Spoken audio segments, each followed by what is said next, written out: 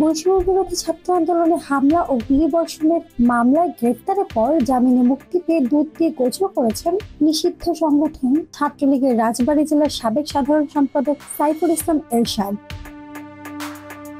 শুক্রবার 28শে মার্চ রাতে গোসলের 51 সেকেন্ডের একটি ভিডিও এরশাদ তার ব্যক্তিগত ফেসবুক আইডিতে পোস্ট করেছেন।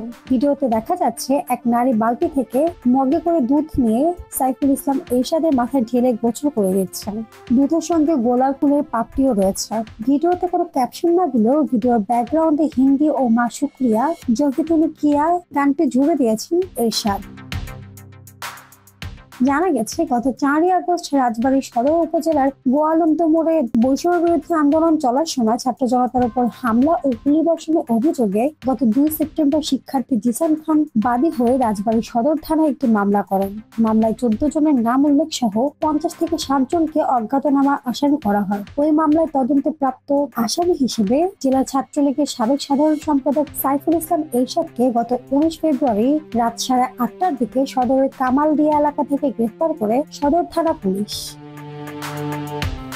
পরদিন 20 ফেব্রুয়ারি তাকে আদালতে পাঠানো হলে তার পক্ষের আইনজীবীরা জামিনের আবেদন করেন। তবে বিচারক তার জামিন নামঞ্জুর করে তাকে কারাগারে পাঠানোর নির্দেশ দেন। এরপর থেকে তিনি জেলা কারাগারে বন্দী ছিলেন। বুধবার 26শে মার্চ জেলা কারাগার থেকে জামিনে মুক্তি পান এরশাদ।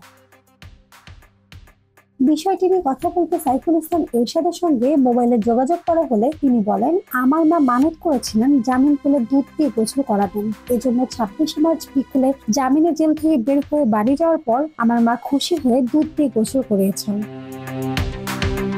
মাহমুদ আনজুম বৃষ্টি, টেক্সট রিপোর্ট, কথা কম।